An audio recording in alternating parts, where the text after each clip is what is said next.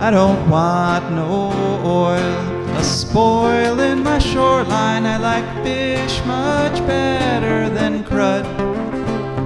I like birds and things a-creeping and crawling. Won't trade no more oil for blood. The sun done give us all we need to make this country run. But that black demon oil's got us fussing and fighting, and I do believe it's time we was done. I don't want them nukes run by them kooks who think radioactivity is fun. No more three-headed frogs or kids with leukemia. Nuclear power ain't fit for a dog. The sun done give us all we need to make this country run. But that nuclear power's got us fussing and fighting, and I do believe it's time we was done. No nukes!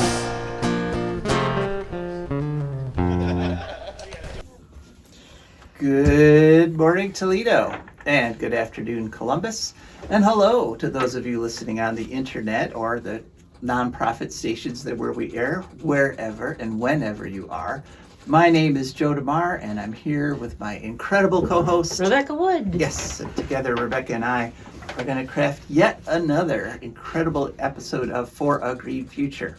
For a Green Future is a show where we talk about ecology and the environment, and we talk about it in the ways that it affects you, your wealth, your health, your happiness, the wealth and health and happiness of your friends and your family and your pets and your plants and your the birds and the bees and the fish and the trees and pretty much everybody and everything, because we're all wrapped up together in this tiny little blue dot in the universe called Earth. And we have, as usual, we have a jam-packed show for you today.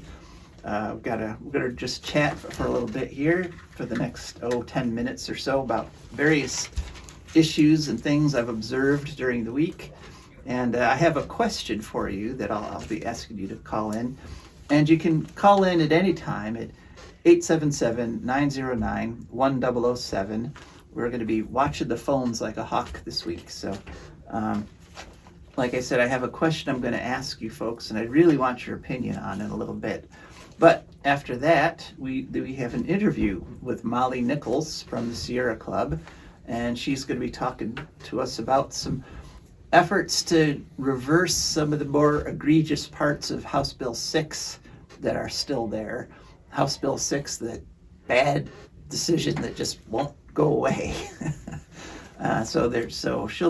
We have an interview with her. Then we'll hear from our wonderful, wonderful patrons and sponsors. And then Rebecca, what will you be talking about this week? Ferrets. Ferrets.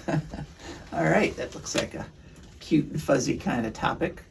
And then after Rebecca's portion, we will have some ecological news. And again, we got quite a bit of it, but I think we can get through it this week. And so that's our show that we're going to be spending the next hour on. So those of you who are regular listeners know that last week I was in Washington, D.C., and I talked about some of my experiences there last week, but there's a couple other things that happened that I'd like to just mention this week. One, part of the reason I was there was to go to something called the Environmental Film Festival, and it was the 31st annual Environmental Film Festival, where they had all kinds of, it was a week-long festival showing all sorts of different environmental shows. And I wanted to say, in addition to watching Radioactive, The Women of 3 Mile Island, I also watched the winner of the competition of the film festival, the sort of the pick of the people who organized it. And that was a film called Delicado, and it was all about illegal logging and fishing in the Philippines. And basically they were following this group of guys who are sort of like vigilantes. They're just regular citizens that are trying to enforce the laws that the Philippines has on the books protecting its native forest. Does delicado mean delicate? Ah, Or is it a false cognate, like the thing where embarazado means pregnant, not embarrassed? I'm not sure because I'm not really familiar with that. That sort of language group down there that all like Philippines and Indonesia. I think if the Philippines speak Spanish, don't they? Yeah, there's a lot of Spanish down there, so that could well be what it means, but Yeah. I don't know for sure. Me neither. But I do know, they're talking about Palau, which Spanish-speaking peoples call in and tell us what the heck delicado means. Okay. Or And text Joe. That's a better idea. well, I can't get text this week. Oh, so, darn. yeah, Okay, so, that's right. But that was a really moving film, and in the course of making the movie, one of the people that were in this group actually got murdered by loggers, and it's just a reminder that all over the world, environmentalists are being targeted and murdered every year for doing just the sort of thing that Rebecca and I are doing today here on For a Green Future. So we can't take this freedom of speech thing we got for granted, because we have examples in lots of other places that people are being killed just for practicing it. So anyway, that was one thing I wanted to mention, was seeing that movie at the film festival. And another thing, I am kind of on a quest here because there's a Congresswoman, Alexandria Ocasio-Cortez, she commonly known as AOC, and she has made comments about nuclear waste that are just wrong. Basically, she's saying, wouldn't it be a great thing if we could just recycle nuclear waste? No, it would not. It really would not. No, it really wouldn't. It wouldn't. Lots and lots of reasons. Spoiler alert, it wouldn't. So there's a bunch of us in the anti-nuclear community that basically want to sit down and have a talk with her. But she's extremely difficult to get a hold of. And so I'm guessing she ain't so hard to get a hold of if you're in the oil industry, frankly. Well, or the nuclear industry. She's generally pretty good about those sorts of things, but this was a major boner. Yeah, this is a big exception, apparently. And they flew her out to Japan and wined and dined her, gave her lots of sushi, and said, "Hey, isn't this nuclear waste reprocessing great?" And she kind of was like, "Oh, well, maybe it is."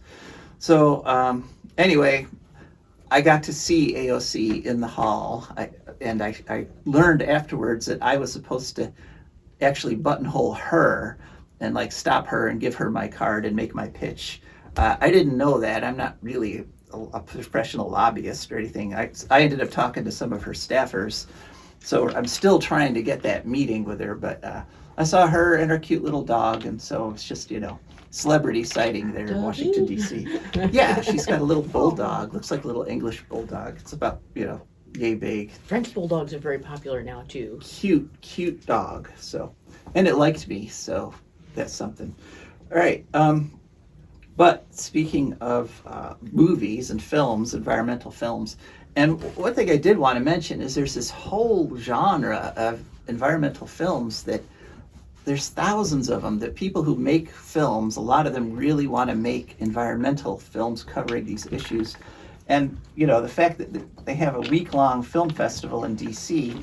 just sort of is the tip of the iceberg, because lots of people want to get this information out. And, we really don't see the fruits of most of their labors. So I'm guessing that the bottleneck is money? There's money, and then it just, a lot of times, the streaming services just don't pick them up. Oh, right. So they do well in these film festivals because people who care about them go see them and they're great, but then they don't make it onto Twitter or Amazon Prime or things like that. But there was one by I went this past week. Well, they got Sharknado. They do. On cable. You can watch that in lots of different streaming services. Yeah. One time I was in a really bad place, and I was house sitting, and I was very depressed, and I think I watched at least the first two movies. Did they help? I don't know. I think they might have been more of a symptom. I'm not sure they were helpful or not. All right. So anyway, this past week here in Bowling Green, I went to a film that was being put on by the Citizens Climate Lobby out of Perrysburg, which is a very earnest little group. And they showed a film called Happening, A Clean Energy Revolution. And that film was by a fellow named James Redford. Yes, the son of that other Robert Redford guy. And this was a great film. It was 2017, and basically it detailed about how wind and solar were about to take off, and nuclear was unnecessary. And they told the story of what happened in Nevada, which I didn't know, that the whole thing I'm fighting in Bowling Green right now, where they slashed the reimbursement rate on the solar energy and put penalties for having solar panels. That happened first in Nevada, and people were so outraged that their Public Utilities Commission went ahead and did it despite a huge outcry. And what happened there was the next election cycle, basically they kicked everybody out of office who was in favor of slashing these solar reimbursements and basically penalizing people for having solar panels, kicked them all out of office and reinstated the pro-solar policies. So that was a happy story that I didn't even know about. So a lot of these things are happening if you look. And I just wanted to do two other things really quick before we go to our interview. We have a story right here in Toledo, Ohio. Unfortunately, yesterday afternoon, that's Saturday, April 1st, a tanker truck carrying gasoline punctured itself on a dumpster. This is at Washington and Gregoit Streets. They're right. Who? Washington and what? Gregoit. Gregoit. I'm not sure. Grego. I don't know. Nobody really knows. Yeah. Most people say Grego, I think. Grego. Okay. It makes. Who knows how Mr. Grego said it? All right. Well, that's where it happened. It happened actually on Washington Street, and 1,500 gallons of gasoline and diesel poured into the storm sewer system. And the official story is, it's all over, folks. Nothing to see anymore. The firemen came and sprayed their hoses on it and diluted it, so we don't have to worry about it. So I came in early this morning and actually drove to the spot. And when I do the YouTube version of it, I made this little video. I went to the actual spot where it happened, the grate where all this fuel poured into the sewer system. And I got to say two things. One, there happened to be some people there from the city who were taking measurements as I was walking up, and their little meter was making alarm sounds, where it was going beep, beep, beep, beep, beep, beep. And in my experience, most meters don't do that when there's nothing there. Happened. Most meters kind of have the alarm thing go off when the levels are sort of dangerously high. So like you don't get an alarm to say it's fine, it's fine, it's fine, it's fine. Right. That's not what alarms are for. Yeah, no. And as I was walking up to the grate, about in the middle of the street, I started getting hit by the odor of gasoline, and it was actually really strong right next to that grate. How soon? So that cleanup is not done, even though the official story, as usual from the officials, is, it's all over, nothing to see here, go home. So we got to watch that. And they're also saying that all this gasoline's going to just make its way to the Collins sewage treatment plant, where they will treat it. And I'm not sure how you treat 1,500 gallons of gasoline in a sewage treatment plant. I'm going to check up on that later this week. And then just one other quick personal note, which again, check out our video version of this to see. But as we came into the station, there's a huge pine tree that got blown over in this last round of storms. Fall down, go boom. And it was impressive. Yeah, I actually climbed up on it, and Rebecca took a picture of me. So I'll have that picture on the video version. But just a reminder again, that we really are, it's getting critical, the whole global warming thing.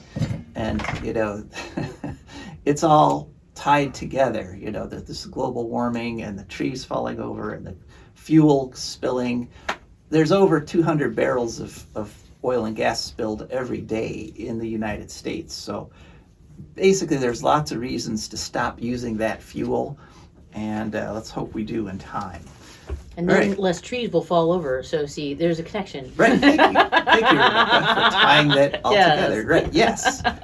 Trees will, fewer trees will be destroyed. I was terrified yesterday. I was terrified because my neighborhood has a lot of vacant, burned out, falling down houses, or people occupied houses that have stuff dangling from them. And the storm. We were afraid that houses would be collapsing. Stuff would come blowing at us. Like there's this the vacant house next door has this long strip of gutter that's hanging down between our building and theirs, and you can hear it at night, kind of creaking back and forth in the wind whenever the wind blows.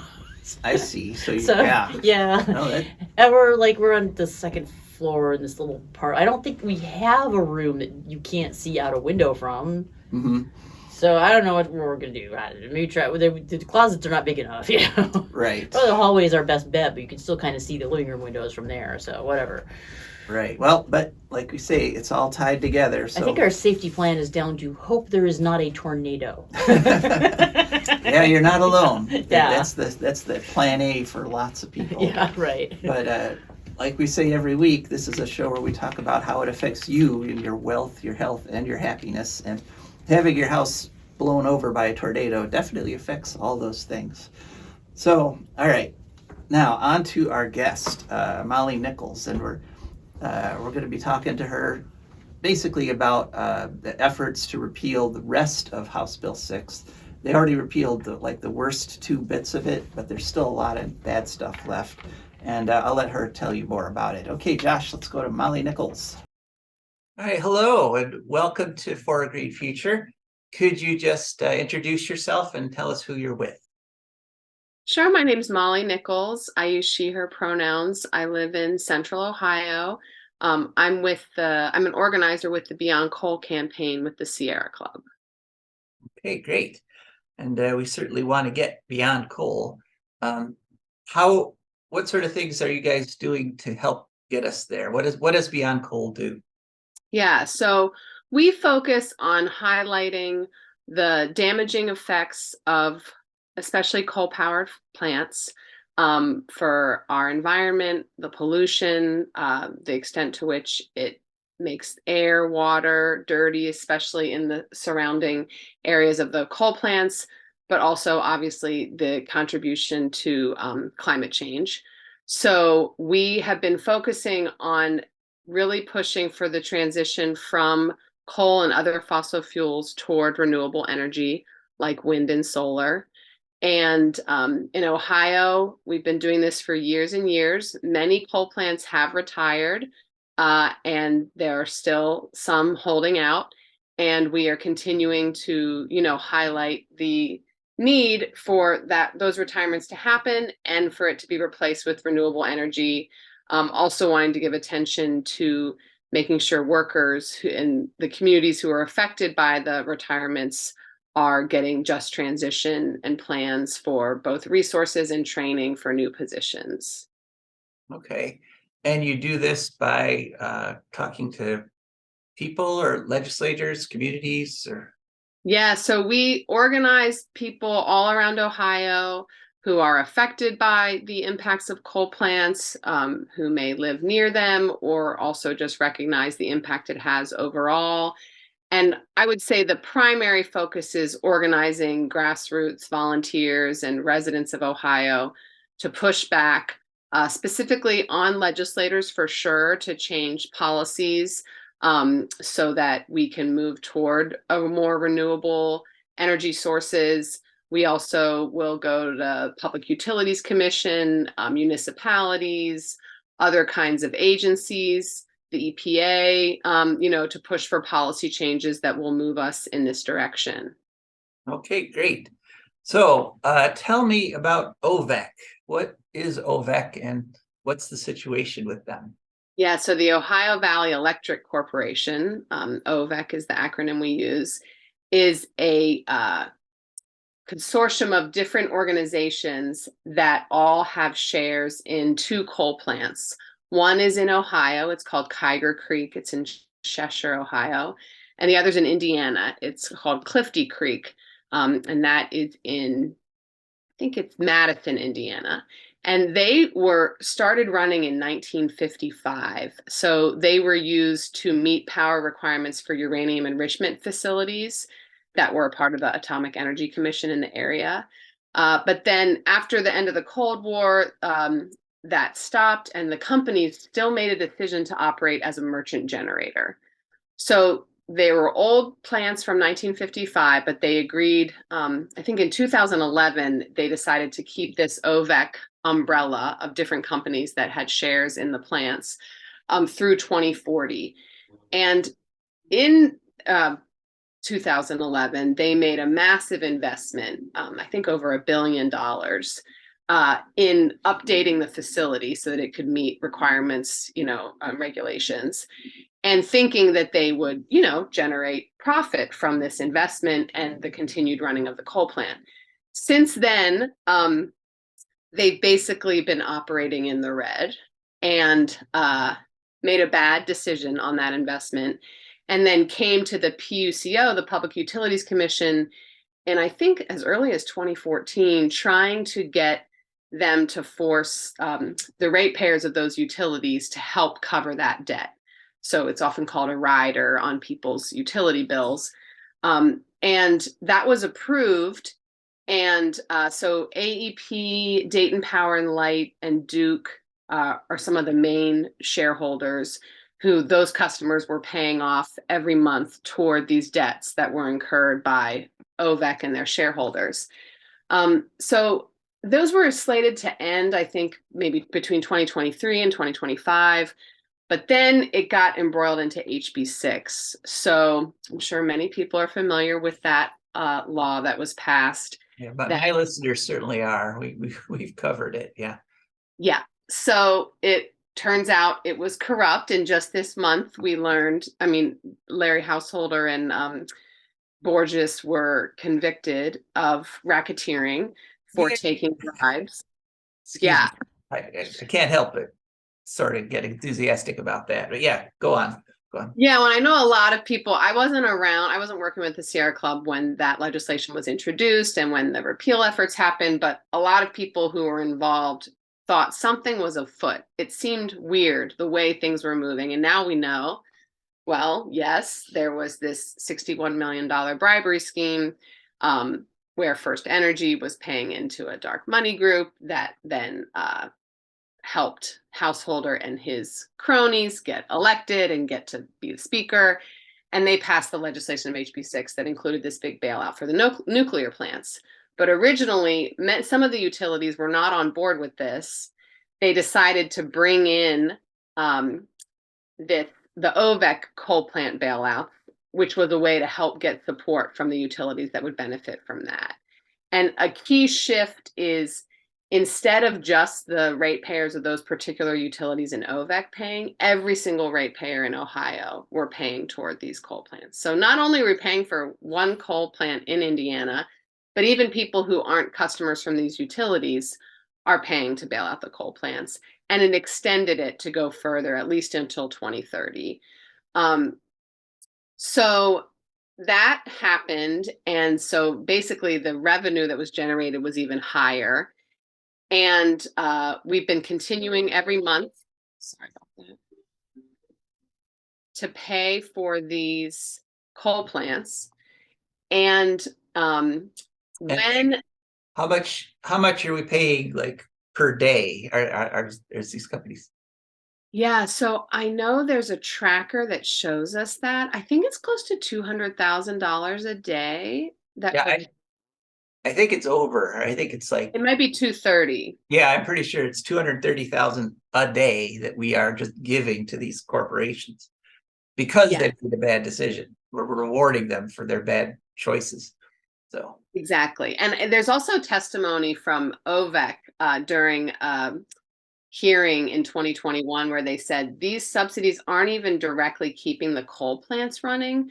They're more focused on the credit ratings for the consortium so that they can refinance their debt. Like, it's literally helping shareholders cover debt more than anything else. And we paid I think over $300 million already. And I've seen different figures here, but the most recent report was expected that we would pay $850 million by 2030, which is just this astounding money. And when you think about the fact that there are individuals paying every month, for these bailouts, who then get their utilities shut off if they're unable to pay, or have their own utility debt that they struggle and then are unable to access housing. Meanwhile, they're paying for shareholders to cover their debts. Like, it's just so egregious. And there were a lot of efforts in 2021, especially. I should clarify that House Bill 6, part of it has been repealed at the State House, namely the nuclear bailouts, though it was convenient for the First Energy because there was a rule change that made it not even in their interest to get the bailouts anymore. So that part was repealed, but these coal plant bailouts are still on the books, as are the gutting of the renewable portfolio standards, the energy efficiency programs. But in 2021, there was bipartisan legislation introduced to repeal the OVEC coal plant bailouts. They had hearings. There was a lot of attention around it, and then it never made it to the floor. So now there is, since the conviction of Householder and Borges, there's new legislation in the House that was introduced that has some bipartisan support. It's House Bill 120 that would repeal the coal plant bailouts. So that's something for folks to keep an eye on. It's been referred to committee, but otherwise it's not moving. It is complicated because the Speaker of the House, Jason Stevens, represents the district where Kyger Creek is. So it will be a big, to get that on the floor would be a big shift. So we're keeping an eye on that. But I also wanted to share, distinct from the legislative efforts, there's an effort that we're leading up with some partners to target the Public Utilities Commission. So you want me to talk a little bit about that? Oh, yes, please do. Okay. So the Public Utilities Commission was who originally approved these bailouts before the legislature had anything to do with it. Then they got extended, enhanced by HB 6. And now the Public Utilities Commission of Ohio has been required to conduct audits about the plants and how the money's being spent, because their job, they're supposed to be looking out for ratepayers, regulating utilities, making sure things are reasonable, going as they should. But as we know, now those audits were actually in HB 6, right? That was sort of the yes. That was sort of the one concession to giving these utilities all this money is, well, at least they're going to have to prove that they need it and how they're spending it. Yes, and they were determined, it was whether or not the costs are determined to be prudent. And what's interesting is the one audit that was done in 2020, it was looking on 2018 and 2019, those plants. So it was actually before the HB 6 legislation. They were still required to do these to track what was happening. And in that audit, they determined that the plants were running, it's something called self-scheduling. They're basically running at inefficient times, like times when they wouldn't need to be running and we could be getting energy for cheaper from the grid, but they were running them and then literally charging us, basically overcharging the customers based on what's called this self-scheduling. So that was determined in this audit. Another thing that was determined is some censorship that happened where the PUCO staff were reviewing the audit that had been made, and they made a suggestion to the auditor to remove language or change the tone or something. And the language was that the cost recovery, as they call it, is not in the interests of ratepayers. Like, literally, the audit said that. The PUCO staff was concerned about the tone, and the auditor removed the language. And, it got exposed in the media. It was through a, right to know request that we even got access to the emails. But it's pretty astounding here that, the auditor would remove that language saying it's not in the interest of the ratepayers. The The other thing that's happened is with the audit, there's a whole case that the Public Utilities Commission does there's legal intervention, they have these evidentiary hearings, they can have witnesses. They wrapped up the case for that audit a year ago, and they've still made no decision based on that audit. So the PUCO commission, they meet every 2 weeks and will decide on cases, and it's just been sitting there with no action. So we are pushing the Public Utilities Commission to say, act on that, recognize that, okay, you can say, well, it's a legislative mandate that these bailouts are here. Fine. And you have the authority to review that, look at that audit and say, oh, they were self-scheduling, which was actually running the plants at these inefficient times, which would be an overcharge. And technically they could credit charges back to us. They're just sitting on it. There's another audit that was required by HB6 to determine whether or not the costs are prudent. And that review was done at the end of December, but there's not even a procedural schedule for the case at the PUCO. So they're basically sitting on this while we're, continuing to be expected to cover these charges. And in that review, they determined a big concern was there are capital costs that the plant could decide to make, and those don't even have to be regulated by the PUCO. They could go in, do these capital expenditures and then show whatever debt or recovery they want, they could continue to get from customers. So that's a major concern that we're wanting to highlight. One caveat I'll say is because of the war in Ukraine and other factors that led to a really high increase in gas prices, there was a time last year where the plants were, for the first time, basically in decades, making some money. And because of that, there are small credits that are coming to consumers, right, or ratepayers right now. So some people make this argument, oh, look, they're getting a credit, which, okay, it's dependent on the war in Ukraine and super volatile fossil fuel prices.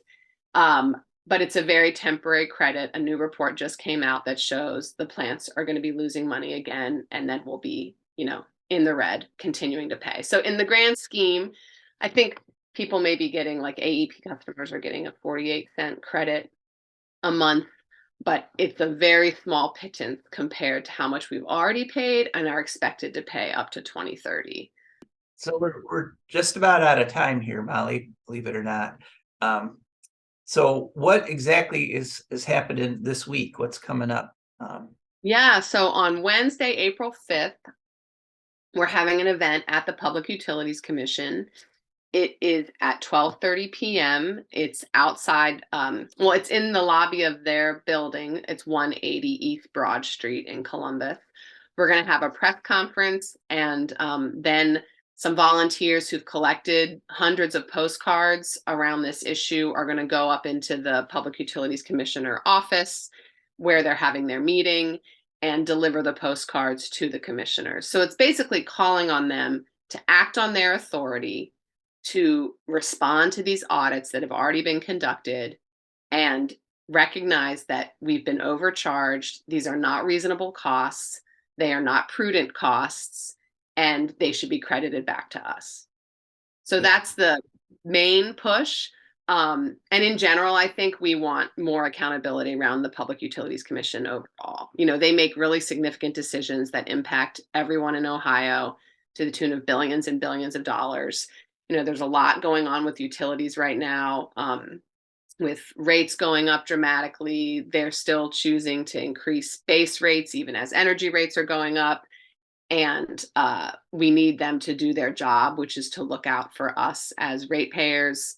And of course, also do things to encourage moving away from fossil fuels toward renewable energy, which benefits all of us. Okay, that was our interview with Molly Nichols. And just an aside, I'm going to try to go there to Columbus on Wednesday when they do this presentation to the Public Utilities Commission.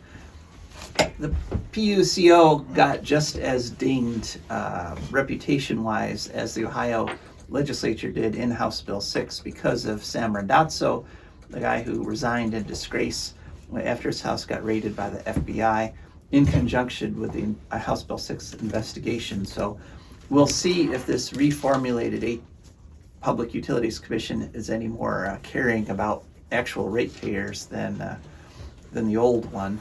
And I just wanted to say, when I was in high school here at Centerville High School, I actually carried petitions to establish the Public Utilities Commission of Ohio because everybody thought it would be a great check on the power of the utilities. And it was, at least at first, but the last some years it's been pretty much a lapdog. So we'll see on Wednesday just how lapdogish it still is.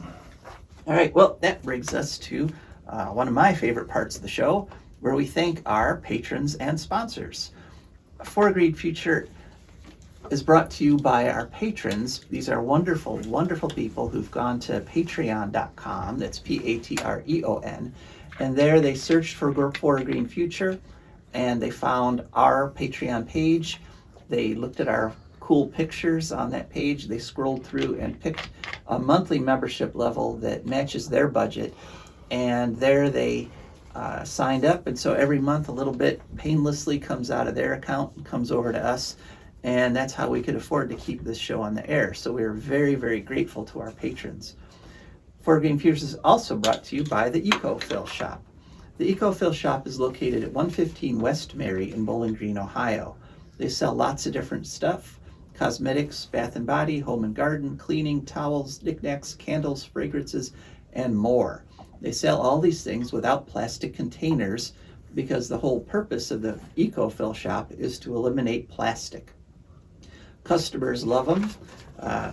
Brittany says, "I love the clean products, designed to keep the environment in mind. They work great, smell amazing, and help stay eco-friendly. Good price for clean, healthy cleaning supplies." So that's just one of the many testimonials you'll find at their website, which is ecofillshop.com.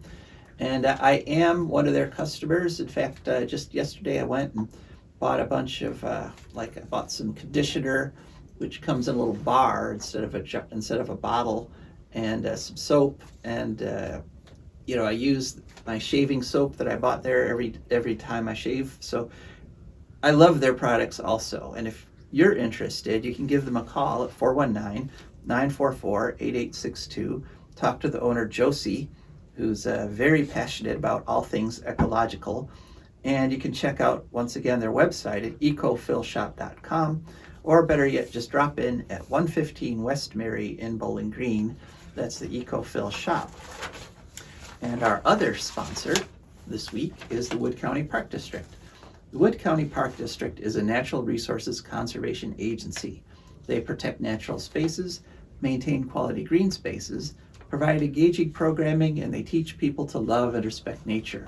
They restore wildlife habitat, and they lead outdoor adventures. Wood County Parks protects natural spaces in Wood County for all to enjoy, from 8 a.m. to 30 minutes past sunset every single day of the year. And there's lots of ways to get a hold of them. One is to call them at 419-353-1897. That's 419-353-1897. Another is to go to their website, wcparks.org. And then they're also on social media, and you can find them on Instagram, Facebook, Twitter, etc. Just search for WC Parks. And if you're looking for a summer job, I happen to know they're hiring right now for people, their seasonal employees, to work on the parks in the summer. It sounds like a nice, healthy, outdoor kind of job to get. That's the Wood County Park District. All right, Rebecca, that brings us to your part of the show, and we're going to be talking about cute little furry things, right? Yes, we are. Okay. It will steal the heck out of your shoes. Yeah, that's it's National Ferrets Day today, and I'm not kidding. It really is. Sometimes when I have a national day or month I'm trying to celebrate, there a holiday of some kind, it's a little tougher. I have to work harder to make some connection to the environment. Like the thing about doing the Bosphorus or something for National Orthodox Easter, something like that. But for National Ferrets Day, there was less trouble with that. A topic immediately suggested itself. The problem is going to be next year for National Ferrets Day. How do you know? What are we? Maybe black-footed ferrets. Yeah. So for those of you who don't know, it's a holiday where the great ferret comes into your house and steals your shoes. Basically, that's the whole thing. That's what happened to me. The one time or one of the major times that I've interacted with a ferret, I took my shoes off. That was a terrible mistake. Okay. They were gone in a second. Yeah. So ferrets are animals in the family Mustillae, with stoats, badgers, and mink. So I think that's more or less just the weasel family. There was a lot of unclear language in the Wikipedia entry, frankly. But some people think they are domesticated European polecats. I don't know why they can't tell. It seems like it would be easy to test them. I guess no one's bothered. One thing said they're infertile, but then again, they said something about polecat native ferret hybrids. So that would suggest that they're not always infertile. Maybe they sort of tend as a group to be. I don't know. If anyone knows, please call in, because I was a little confused. Somewhat fertile, or else there wouldn't be any, right? Yeah, it's not like there are people. I mean, and if they're infertile, then they would have to all be bred from some other animal. Since you don't know whether or not they're actually European polecats, okay, I don't get it. Right. But they apparently there's a Native American. I'm mostly focusing on the European polecat, the European ferrets that are brought over here domesticated. There is also the endangered wild North American species, the black-footed ferret. So I believe the domestic what. Get closer to the mic. Oh, sorry. Yeah. Okay, yeah, the domesticated European variety is Mustela furo is the name, I think. Although it was also unclear about whether there's more than one species in Mustillae, which is considered ferrets, which there must be because black-footed ferrets. Anyway, the males are they got a lot of sexual dimorphism going on. The males are much larger than the females. They may have been domesticated from ancient times. There are some suggestions of that, but nobody's really sure. Like, they didn't call them ferrets back then, so nobody knows. They were using some other word that could apply to a number of different animals. We're not really sure. We know that they've historically been bred for rabbit hunting. Said in a little weasel, it's because they're long and skinny, so it makes, like dachshunds look like they were, what are dachshunds, badger dogs? Rats, I think. Something, yeah. If you're going to send something down in burrows, it needs to be long and skinny, ideally. There are 5 million pet ferrets in the U.S. alone. Probably more worldwide. They're generally considered to, in many areas, be a problem if they get out. They're restricted in New Zealand. They're legal to own the U.S., I believe, most parts of it. Other than that, it's country by country, but in New Zealand, there's been a problem, for example, with feral colonies of polecat ferret hybrids. Been a few problems in California, I think. They're worried about them in California. I don't know if they've gone along for banning them or not, but yeah, don't let your ferret outside. And watch out, because they're a little fast and slippery little guys. They've been used as a research animal for example, influenza studies. So and they can spread tuberculosis. That's another reason to native fauna. Oh, sorry. That's another reason why it's considered to be bad to let them out. So yeah, their name means little thief in Latin. Because they steal your shoes. Major trauma there. Males are called hobs, females are called gills, gelded ferrets are called hoblets, and the offspring are called kits. And a bunch of ferrets, a group of ferrets is called a busyness, or it's spelled business but pronounced busyness historically, of ferrets, because they just kind of look like they're up to something all the time. They have 2 to 3 litters per year. 42 days gestation, 3 to 7 kits, so you can get a lot. They're good at making more ferrets. They're generally weaned by 3 to 6 weeks, independent at 6 weeks, sexually mature at 6 months, live 7 to 10 years. Joe claims he has a sister who just kept him going for longer than that. They sleep 14 to 18 hours daily. They're crepuscular. They like to show up with dawn and dusk and be active and find things to eat. They need an hour a day of uncaged playtime. Unlike the polecats, which they're allegedly descended from, they like to socialize with each other. And they need a burrow. They're burrowing animals, so they need an enclosed area to sleep in. They need a little hutch or a box or something. They actually spray like skunks, but more weakly. In the U.S., most animals are sold descented. In other countries, that's considered to be unnecessary and barbaric because they don't spray that much. It doesn't smell that bad when they do. They're obligate carnivores. In the wild, they digest bones and feathers and possibly in cages too. They need frequent small meals because that's just, they got tiny tummies when they're running around burning stuff a lot. Cat food is okay, but I believe ferret food is better. They have specialized ferret food now. Presumably, unless, it's just maybe big ferret food trying to sell more ferret food. I don't know. But yeah, closing zinger fact. A fun thing about ferrets is they sort of get the zoomies like dogs. They do something called the ferret war dance, which is actually not aggressive. It's an invitation to play. They kind of do a complicated little sort of tap dance thingy, I guess. I've just heard it described as. Maybe it's more similar to what rabbits do, where they do this sort of little twisty, leapy thing when they're happy. But yeah, they're entertaining. Ferrets are cool. People like them for a reason. Just don't let them out. All right, thank you. And You betcha. like I say, if there's any ferret owners out there and you want to celebrate National Ferret Day, just give us a call, 877-909-1007. And give your ferret some meat. Tell 'cause us that's what they like to eat. Meat and more meat. Right, tell us your favorite ferret story. They cannot even digest vegetables. It's crazy. Oh, okay, so don't feed them vegetables. Right. All right, well, we got to race right along here because we don't have much time left and we got a lot of stuff to cover. One is SB 83. Yeah, this is Ecological News segment here. This past week, to much fanfare, some Republicans put in a new bill in the Ohio Senate called SB 83. There's an excellent story on it in the Ohio Capitol Journal on March 16th. And it's basically, in the name of free speech, this bill would force college professors at state universities to teach both sides of every issue. In other words, Okay, when you're forced to say something that's not actually free speech, it's kind of the opposite. yeah, it's exactly the opposite. And so this whole idea that they're protecting freedom, no, when the state is mandating to you what you have to teach, that's not called freedom. That's called something else altogether. But what this means for the environment is specifically global warming.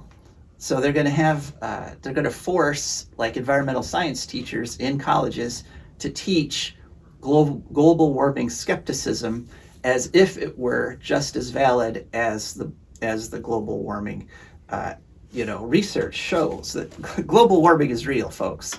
And so forcing professors to teach the idea that it might not be real, it's kind of like flat Earth. Astronomy teachers are going to be teaching that the Earth is a sphere, but according to this bill, since there's quote unquote controversy, And some people feel that dousing yourself in gasoline and dropping a match on yourself is a great way to exfoliate too. We should teach that in schools. right? Well, That should be in chemistry class, totally. right on the flat Earth example, there's controversy. Some people believe the Earth is Yeah, flat, they do. despite all the evidence. And this bill would require teachers to teach both sides of that question. It also ties tenure based on whether or not the degree to which professors teach the false information alongside the true information. In other words, saying that unless you teach the false stuff, just the same way you give that equal time to the true stuff, you're not going to get tenure. It's horrible. It's an incredibly bad I bill. don't think anybody gets tenure anymore anyway. Well, they do. Well, Yeah, eventually. I know some people with tenure. They were passing it out like candy at one point in the 70s and 80s.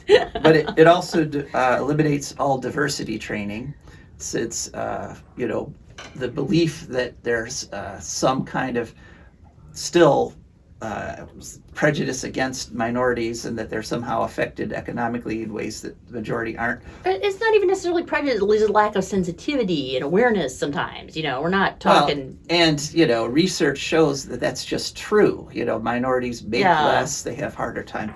But teaching that is forbidden, again, in the name of freedom. Goes with the new dress code.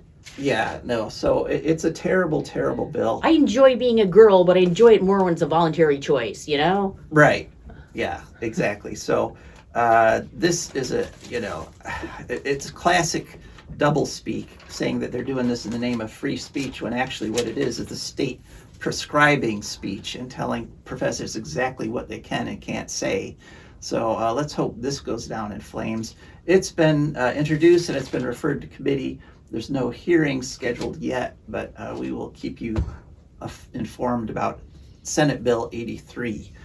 Okay, so next, a slightly happier topic, off to the North Atlantic, where this was in the website Electric on March 2nd.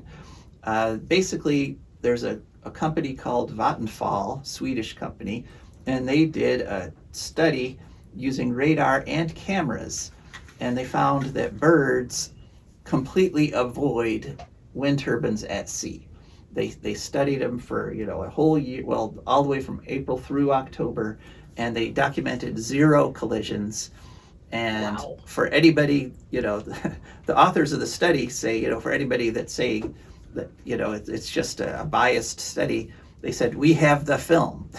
They filmed 10,000 hours of birds flying towards and then around wind turbines, and finally puts the nail in that coffin. Because birds have survival skills. Yeah, birds are used to flying around things and not into them. So you're gonna fly across the whole ocean. You need to know stuff like that. Right. So that's good news. Some bad news. There's a program called 1A on public radio. It's a sort of what I call a fake call-in show. Fake because they don't actually take live callers the way we do. You have to call in and leave a recording, and then they decide if they want to air it or not during the show. But they had this terrible pro-nuclear, incredibly biased program. They had 2 pro-nuclear zealots, Jose Dominguez, who's the CEO of Constellation Energy, which is the largest nuclear-owning company in the country, and Samantha Gross, who's from the Brookings Institution. And they had those 2 pro-nuclear people on, spouting pro-nuclear propaganda for the whole hour. And then for half the time, they had a fellow named Edward Lyman, who he is with the Physicians for Social Responsibility. And they're not opposed to nuclear. He's just in favor of safety at nuclear plants. So it's balanced because they had people who love nuclear and people who just like it. Yeah, exactly. Okay. And, those are the 2 sides of that issue. And I listened to this whole thing on 1A, and it was just so incredibly lopsided that I had to mention it on my show because somebody's got to counter all this pro-nuclear propaganda.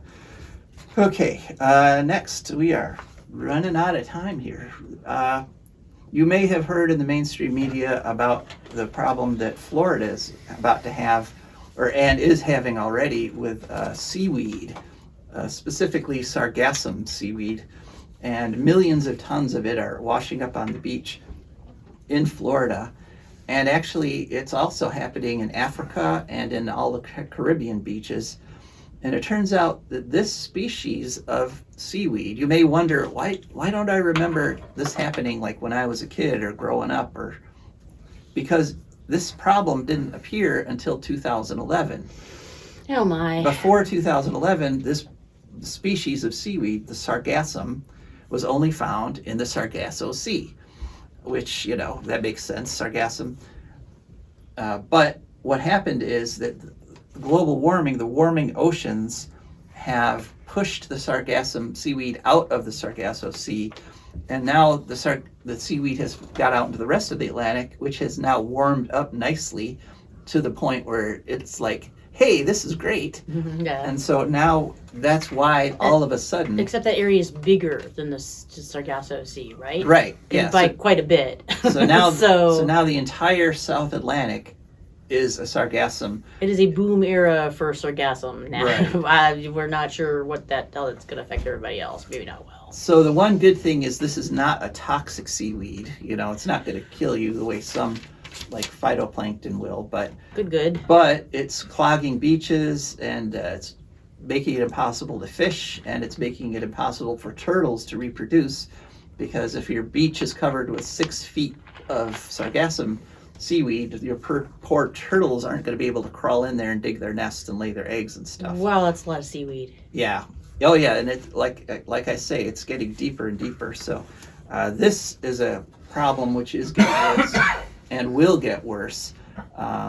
And basically, it's one of those things that will only go away if we solve global warming, which we got to do. And I just wanted to mention, as I was driving in today, it's one of those cool days, so I saw the huge plumes of emissions coming off our wonderful petroleum refineries here in Toledo. Fire by night and smoke by day, just like the Bible. It's not leading it's anywhere good, though. It's not the promised land. No, and so we gotta. That's not where we're going to end up here. It's just a visual reminder that we have to get off this oil kick completely as fast as we possibly can. All right, last story. And this one comes to us from PEER, which is Public Employees for Environmental Responsibility. Essentially, whales are being wiped out by shipping because boats have gotten bigger. They're creating something called these bow null effects, which is this area in front of the boat blocks the noise from the boat, so the whales can't hear the things coming. They're getting killed in huge numbers. That's got to change. We're out of time. Wow. All right. Thanks so much for listening. This is Joe DeMare. And Rebecca Wood. And we are signing off.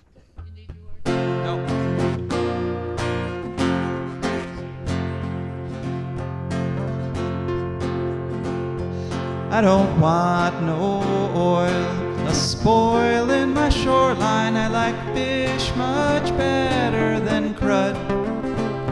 I like birds and things creeping and crawling. Won't trade no more oil for blood. The sun done give us all we need to make this country run. But that black demon oil's got us fussing and fighting, and I do believe it's time we was done. I don't want them nukes run by them kooks who think radioactivity is fun. No more 3-headed frogs or kids with leukemia. Nuclear power ain't fit for a dog.